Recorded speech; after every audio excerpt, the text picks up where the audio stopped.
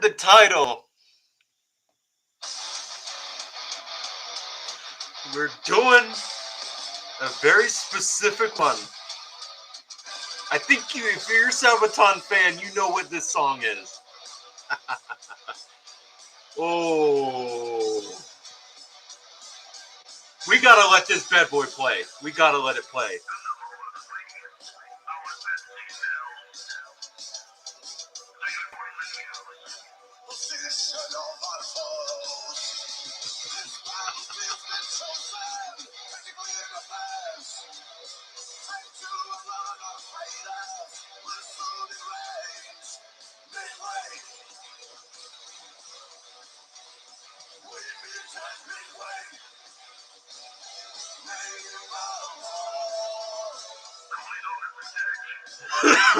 We got.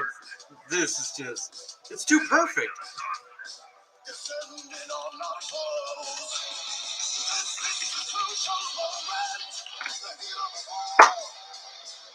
Yep, that's the song right there.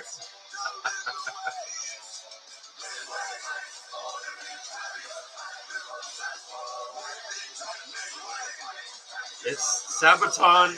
Gotta love these guys. Gotta love them.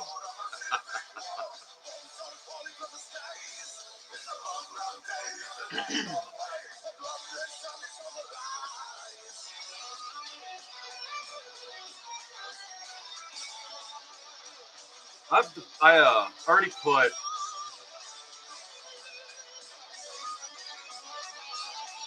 That's why give credit to Sabaton. Go check these guys out because this is one of the many songs these guys make. So I don't even make money off of this. It's kind of like I'm just doing this for the situation.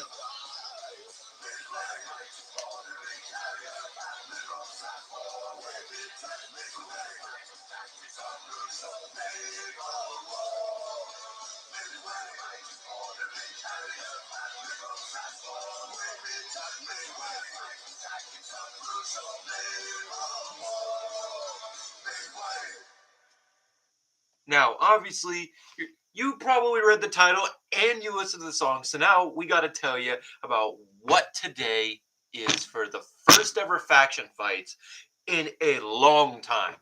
Not only that, but this one will not be half-assed. This will go into detail. Rather than using some little piece of paper that I still have this piece of paper, okay? I still have this thing. But this no longer matters.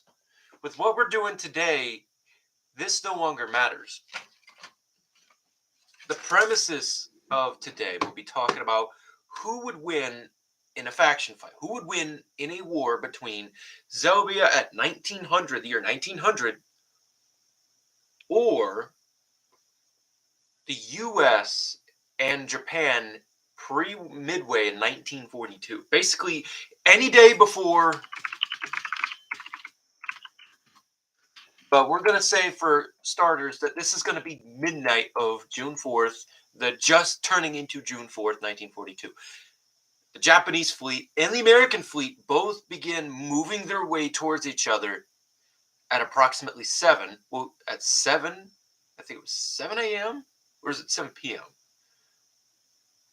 But the fleets move against each other, and then a portal opens up. Boom, Xelbia comes right out. So obviously, thinking that Xelbia is Japan, or Japan thinking Xelbia is America, they decided to attack the carriers and the ships belonging to the nation. Little did they know that this was not Japan and this was not America. And as a result,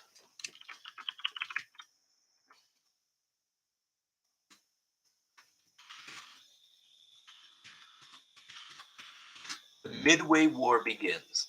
And it makes sense why it's called the Midway War, because they began the engagement at Midway, the portals open at Midway, and all their fleets are currently located at Midway to begin the conflict. It just makes sense. So the Midway War begins.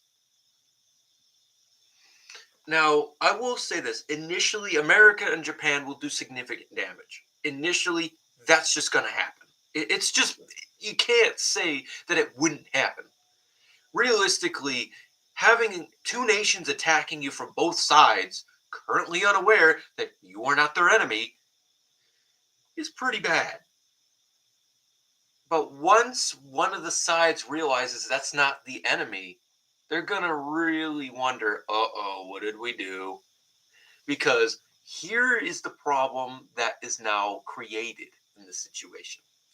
The U.S. at this time currently has between somewhere around 140 million people, give or take a few million. Japan has somewhere around 62 million, give or take a few million. Adding that together, you only get 200 so million people at most. Xelbia?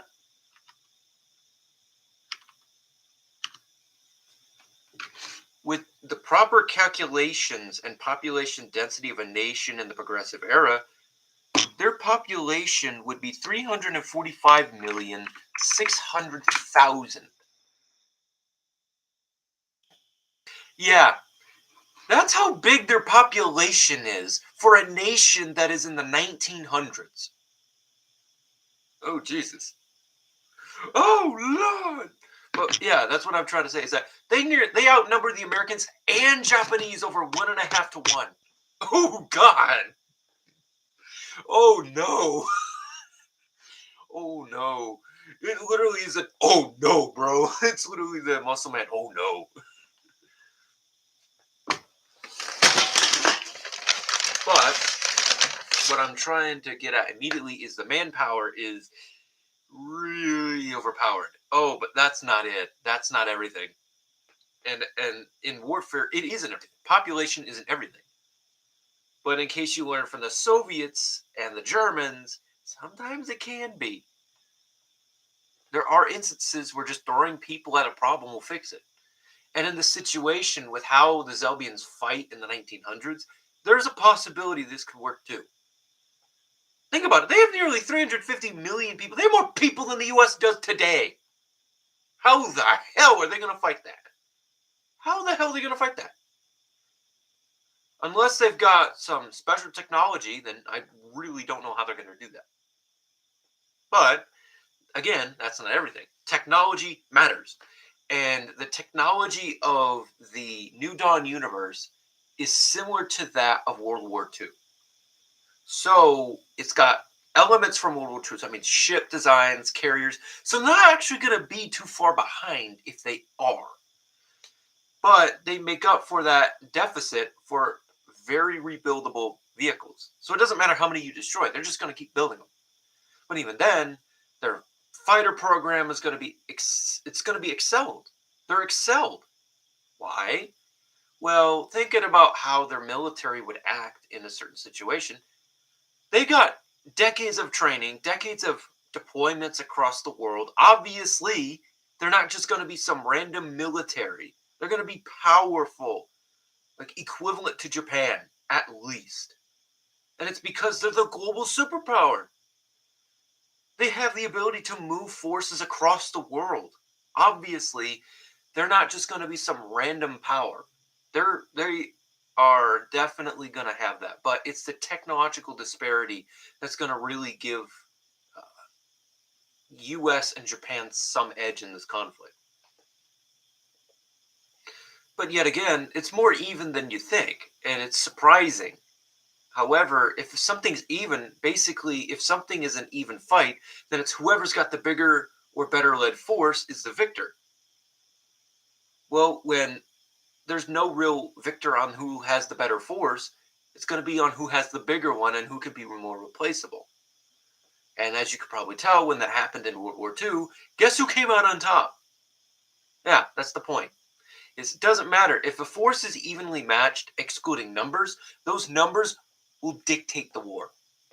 That's why people make this assumption that numbers don't matter. They do, but it's in very rare instances where it ever single-handedly saves a country. It's very rare. Very, very rare. But the numbers of the U.S. fleet during this time, we're in the thousands. And likely, Xelbia would be able to build ships into the thousands similar to the US, but they don't have that fleet immediately. This could be the key flaw in their naval doctrine. This is a definite problem that the Xelbian Navy needs to address, is that they don't have the numbers to fight either nation. Japan has hundreds of ships. US is close to 1,000 ships. How are they going to fight that? Their navy's at most 300 to 400, so they're only equal to Japan's numbers. However, they can easily build more ships, but the problem is they're going to need better crew, they're going to need more everything. However, that won't be an issue. It's just how it's going to be coming into a fruition. To me, it's kind of, it doesn't matter how good a nation thinks they are. There are just some situations where they just can't win. And in this situation, if they don't have a powerful navy, they're not going to beat the US. They're not going to beat the Japanese. It's just basic logic. However, I don't think they want to go to their world either, because it's going to really suck. It will suck. Because the moment they do that, they're now against the Xelbian military at its prime. The CAF, the Continental Air Force, would definitely be Continental Navy, the Continental Army. Oh, God. I'm just going to say it here. The U.S. would lose. Neither of those two powers would win if they fought on their planet. No way.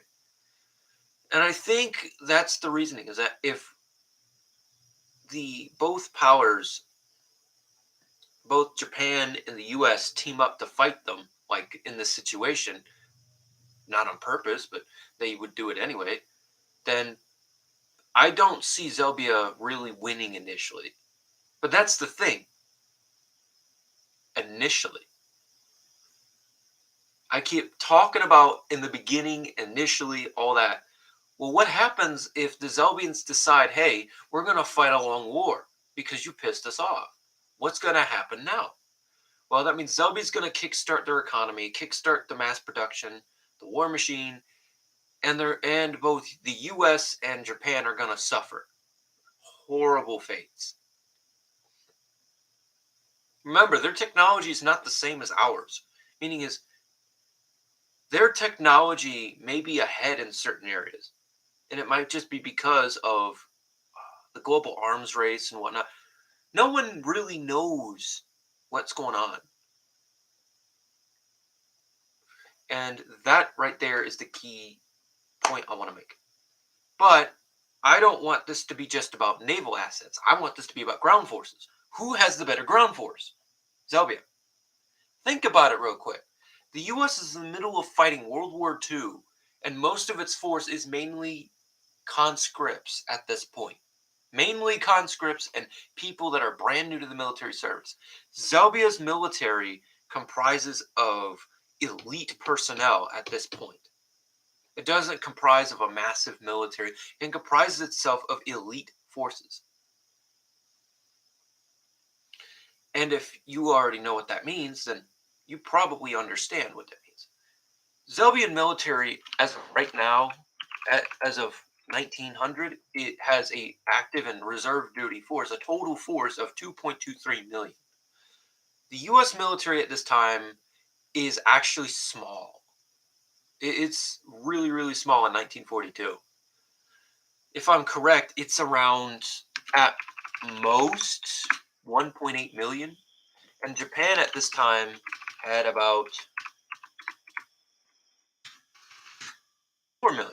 So they do outnumber the Xelbians over 2 to 1. However, the skill and the tactics that are used will also be important.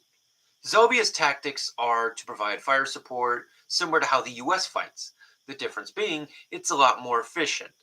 And that's because they already have 2 world wars under their belt where they've lost countless lives and countless continents and have, well, practically learned from their mistakes decades ago. So they understand the important premise. Basically, you're fighting a US in 1942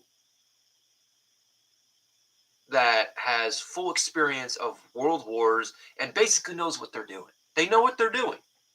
The US and Japan are fighting for survival, while Xelbia is going to be fighting because they understand what it is. They understand how it works.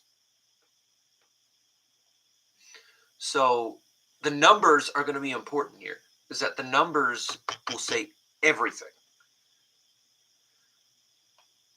And the numbers will be important, sure, but Xelbia can also rebuild their losses too. So they're likely going to use their full military to fight both of these powers.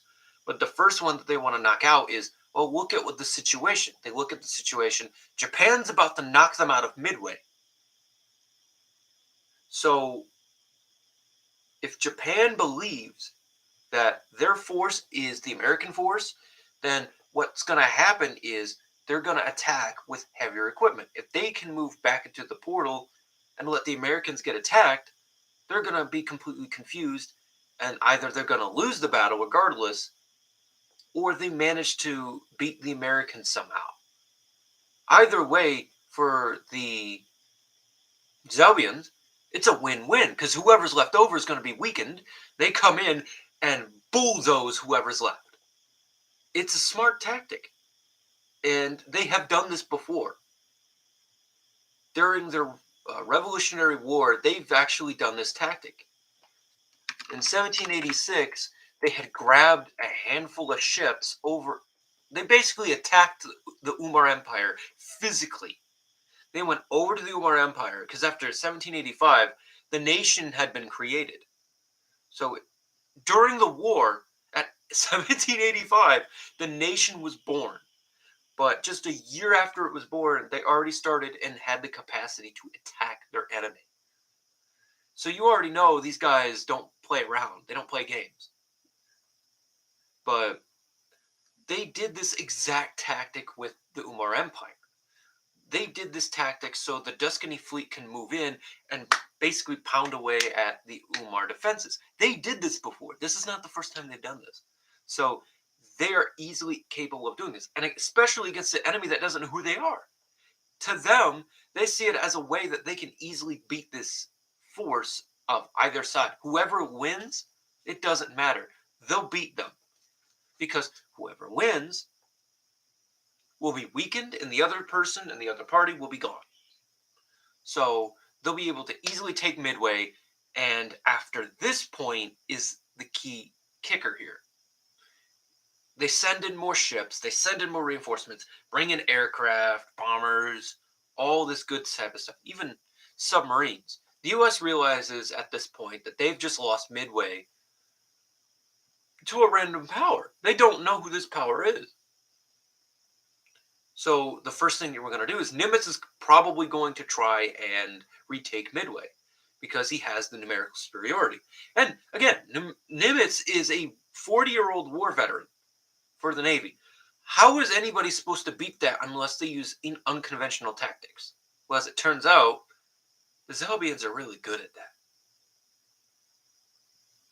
You could probably, if you don't know where I'm going, is that I have a normal thought process on how to beat the naval force. Nimitz would likely station his aircraft carriers in the back and his main ships in front, while keeping his main fighters as the first part of the attack force, while keeping his torpedo bombers behind the normal dive bombers. And the reason why he does that is because torpedo bombers are slower than normal bombers. The Xelbian tactic is to overwhelm with firepower. But the Americans have firepower. So who would win this fight? Well, if Midway has already been taken by a weakened America, whatever force is left of the American fleet would have to engage. But here's the problem. The rest of the American fleet was at Midway during that battle.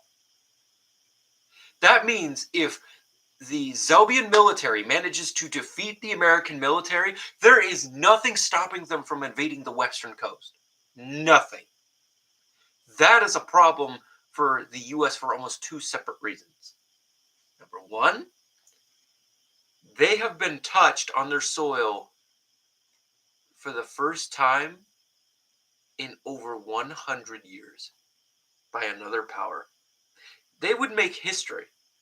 And here's another part. Number two, they'd have free reign over the Pacific. Japan would have no way of defeating them at all. This is basically America on steroids. They're not stopping this power, especially this power. And the best part about Xelbia is that they could just bomb the American industries on the West Coast. And they can easily cut off the Panama Canal because who's going to stop them? Nobody. There's nothing they can do to stop this power. Sure, you can sink dozens of vessels. Okay, we could just rebuild them. That's the problem here. The Americans are fighting they're fighting themselves, but much significantly stronger. Even if they're not as technologically advanced, there's no major leap in the technology. There's no major leap anywhere. So they're not really fighting an enemy that's going to lose normally. You need to completely batter their forces. But if the Xelbians entered total mobilization, it's over. There's nothing you can do at that point. Because, let me put this in perspective. The American military, at its peak, throughout the entirety of the war, the biggest it has ever been, was 16 million. Calculating for normal discrepancies, if the Xelbians use a similar amount of people in terms of the how many people serve in the military, then the Xelbians would have 38 million. I'm not kidding.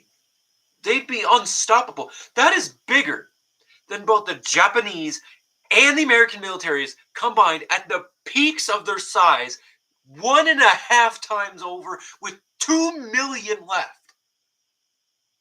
Do you have any idea how just unbelievably powerful that is? They're not going to stop them. And if you use normal military numbers for the Navy, right? Even if I put 1,000 people on each ship, right? And at most 5,000, you're going to have 3,000 naval vessels, more than Japan and America combined, times 2. How on God's green earth are you going to fight that force? Hold on, I will be right back.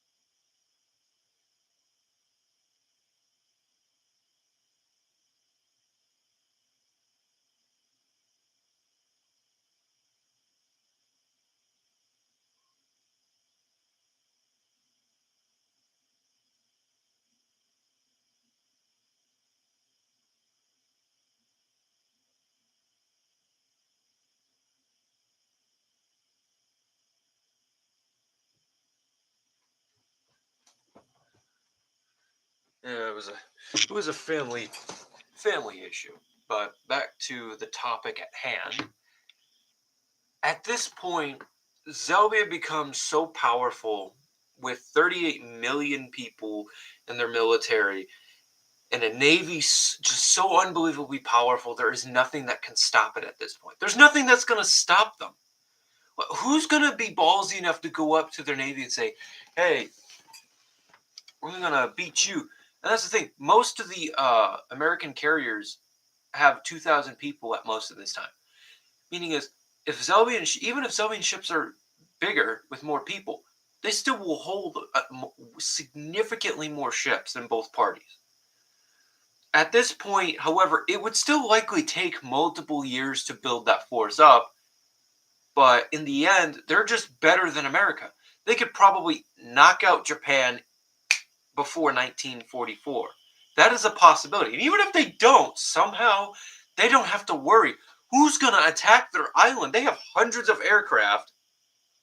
They've got American radar systems that are still on the island, so they'll know ahead of time. Now, the tactics will also be useful in play here. Nimitz is probably going to try and feint out the attack because he probably knows that they'll have radar. So he's going to try to feint out an attack. But it depends on the admiral for the Xelbian fleet. If the Xelbian fleet gets a really good admiral, he might see right through the ruse. But that's the key thing, is that the U.S. needs ships. They're not going to get ships until the next year.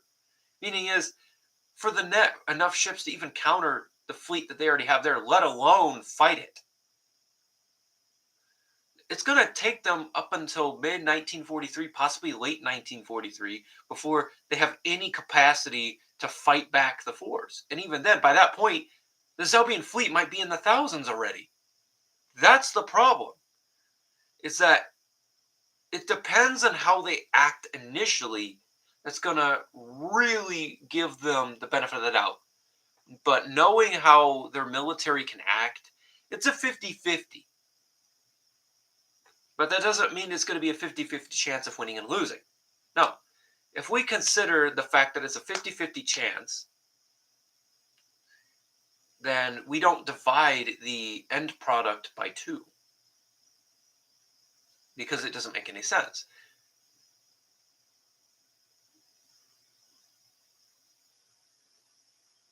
What you do is the probability of winning, and then you divide it by 2, and you add that to whatever the probability it is before.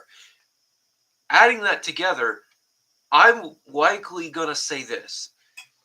Between both of these parties, depending on the initial actions that the Xelbians take, this is what I most likely believe the Xelbians will take, knowing their initial startup.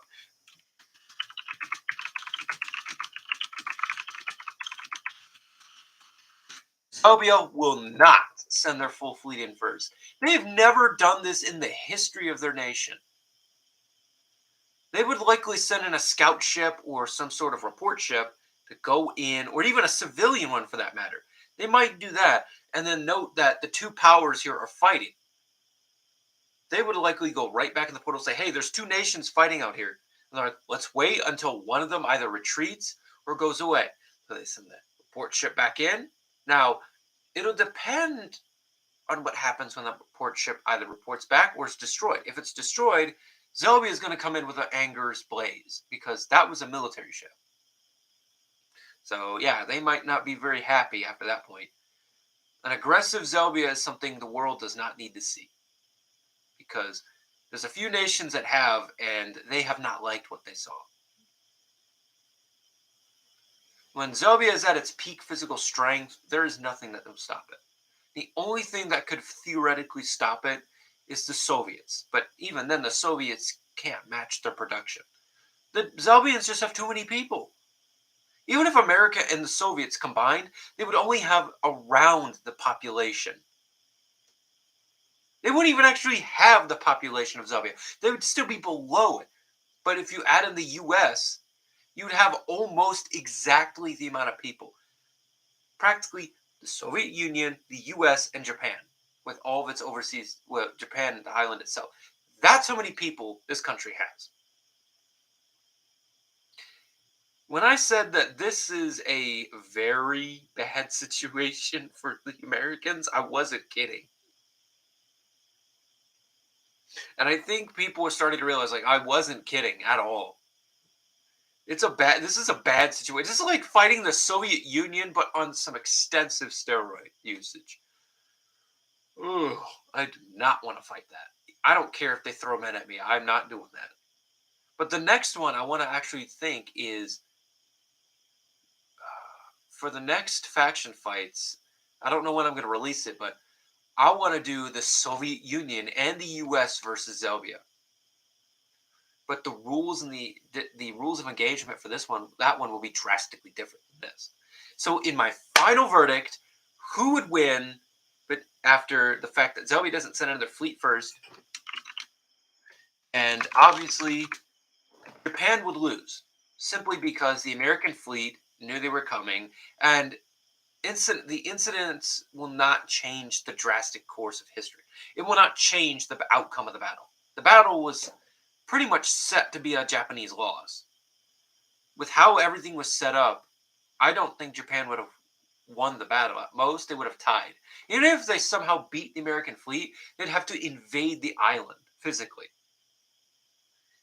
I don't know. I really don't think they're capable of doing that. So at the end of the day, Japan's going to be weakened. And at the end of the day, with how it's all set up, regardless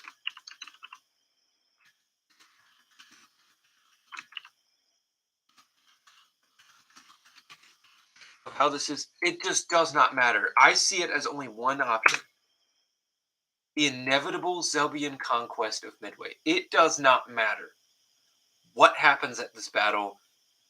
If they do this exact methodology right here and don't send in their full fleet first, it does not matter what the US or Japan knows. It doesn't matter. Because the amount of ships at that battle, significantly less than the Xelbian Navy. At the end of the day, it does not matter. The end result is the exact same. Xelbia defeats both militaries in battle with aggressive tactics and the capacity to use a lot of other weapon systems. There's no way of winning. It does not matter. Numbers, technology, none of that. Xelbia would take over Midway and would keep it. But now it comes to the part where Xelbia could do one of two things. They could wait for reinforcements, or they could continue pressing their advantage. Japan's not going to build any new ships. But now the US will likely try to focus on taking Midway back. So the first enemy that they want to fight is going to be the US. They want to knock out that superpower before they focus on Japan. Because once they do that, it's basically the US and steroids versus Japan. And if we won the war in our reality, Japan's not going to last very long. It don't matter what they do. It will not matter. So, in my mind, Xelbia adopts an America First policy. All of their weapons, all of their resources would be diverted to the American front. And immediately, millions of people would likely get the warning that a draft is possible because of their military. However, because their military is bigger than the US's and it's more well trained, there's really nothing the US can do. All these Xelbians have to do is send in ships, send in the troops, and find a way to blockade the US. But now Hawaii can be threatened. So I believe that in a certain time frame, given enough time, Xelbia would likely invade Hawaii. This is huge news because Hawaii has one of the US's largest naval bases, Pearl Harbor. But they're not going to bomb Pearl Harbor. They probably don't even know what the fuck Pearl Harbor is anyway, so it's like, why would they care?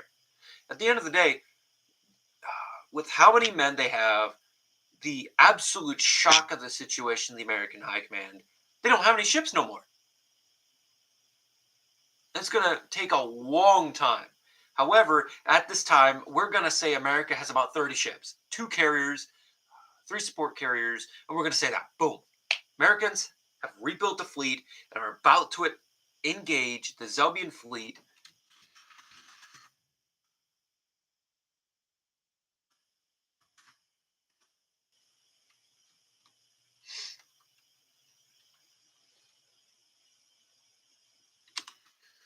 We're going to say the Battle of Hawaii. I really wanted to have like a certain city or that, but I couldn't really find a good one because there's no real main city that's on the side that I wanted it on. But the naval battle for Hawaii would inevitably end in a Xelbian victory. It just, the Xelbians have hundreds of ships, comparison to the Americans 30. They have significantly more fighters that are now trained to fight the Americans and the Japanese because they have now fought the Japanese and the Americans. They know that they are starting to learn the tactics of each side. And now Nimitz has 30 vehicles, 30 warships at best, a few hundred aircraft at best. And now he has to fight.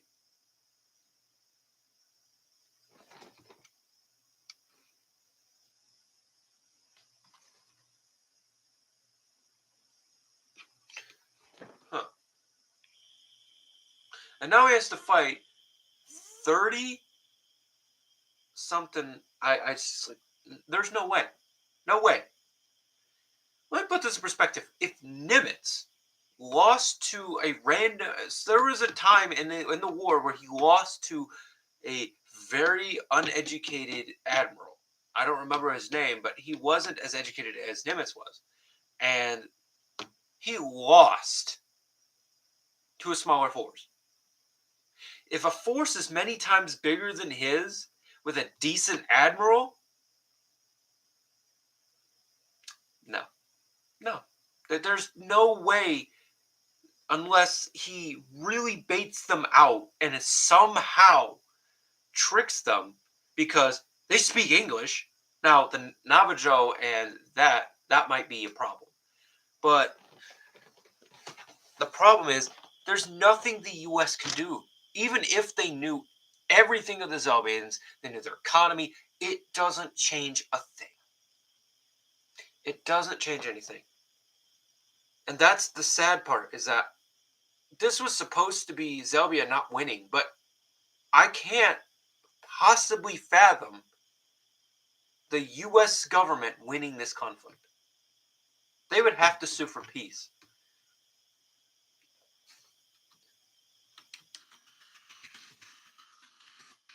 As a result, Xelbia would occupy Hawaii.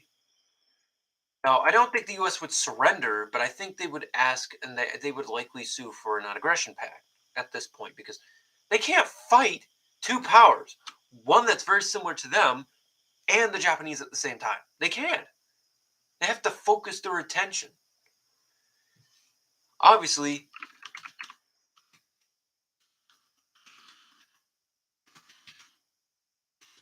after a certain time, the U.S. would likely sue for peace.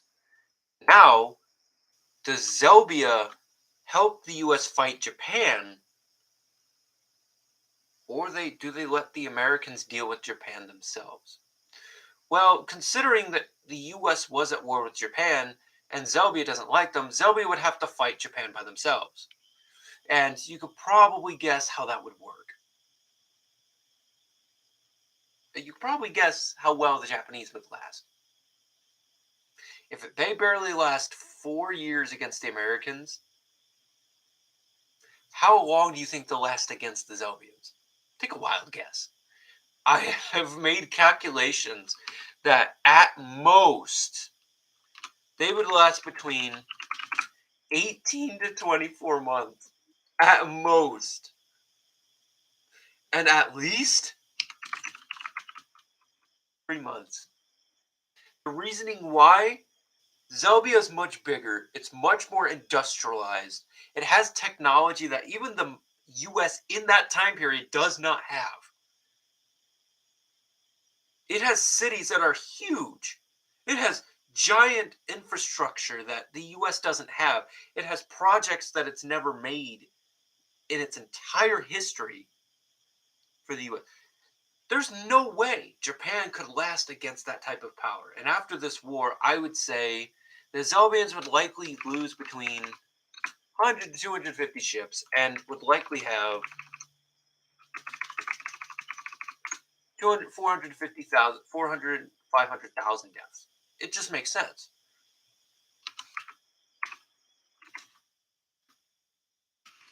And likely would have 840 to 850,000 wounded. It just makes sense.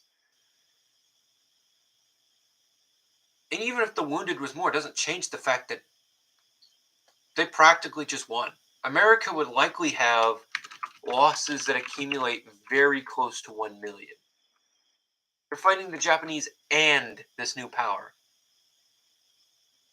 I do not see the Americans winning. And even if they don't lose it much, they're going to lose a lot. They're going to lose more. Much more. Japan is going to lose even more than they did in our timeline. Why? Because the Xelbians are much more aggressive. If you have seen their naval battles, they're aggressive. Like, they'll even ram your ships if you're close enough. These guys do not give a fuck. The US won't do that, but they will. They're aggressive. Meaning is, Japan is likely going to lose significantly more. I'm willing to say that the total losses of the Japanese military against the Xelbians alone, it ranges significantly. 5 to 8 million. Now, keep in mind, Japanese losses against the Americans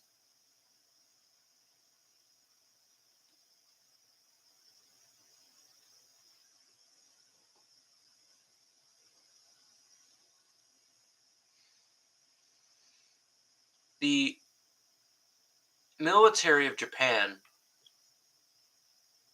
had lost 1.8 million with the US. Now, that even if that includes wounded, 1.7 million were killed. They know 1.7 million were killed. Japan would lose significant amounts of troops. And it's simply because the Xelbians, depending on how they feel, if they feel that Japan is going to be a stubborn thorn on their side, they're going to just execute. Like, they do not care. And that's the key thing here, is that Xelbia is going to do some significant damage to both parties. It just... There will be millions of losses. Not only that, but I see the final verdict against both Japan and the US as my final verdict. 8 out of 10 times, Xelbia will absolutely clap their cheeks. And the 2 times that they don't win, 1 for each when they move their ships in. Meaning is one nation will beat them, another will beat them. If they move their entire fleet in, they're going to lose. It's just basic. And the reason why, they've just moved in all their fleet in one place. It makes sense why you wouldn't want to do that. I mean, the Japanese learned at that battle that you don't do that. So, Xelbia would have been stupid. But if they didn't do that, almost every time, the Xelbians would come out on top. Every single time, other than those 2, would be an ultimate victory for them. So you could say it's almost negligible. If you don't consider the 2, it's a negligible difference. Basically, it really doesn't matter. Even if the Americans make a nuke and nuke those islands, what are they going to do? They're nuking their own islands. Like, all they're really going to do is piss off Xelbia more, and then once Xelbia makes their own, they're going to nuke the U.S. mainland. So it's kind of like, do you really, like, it's, so for those that are like, oh, well, they're going to make nukes and they're going to nuke the island. Oh, yeah, that's very smart. It's very, very smart, America. Yet again, knowing us, we probably would do that, or at least try to. Knowing us, we would definitely try to do that. But yet again, that would probably kill us because Xelbia would come right back clapping LA, Seattle, San Francisco, all those cities off the face of the map. It just, I don't see America winning this one, sadly. I just don't see it. But this was an interesting video because this is the first time I've done anything historical in any sense. So I was very happy to figure that this was a video I can make. And the next faction fights will be with the Soviet Union at the peak height of their power during World War II, but we're going to exclude the Germans, and America at the peak height of their power. And at that point, it would be 1944. That's about the peak force of America. But they've got the most ships, they've got the most vehicles, they've got most of everything. And then you've got the Soviets, who has a really good land army, but this time we're going to open up many portals. Rather than just one, we're going to open up many.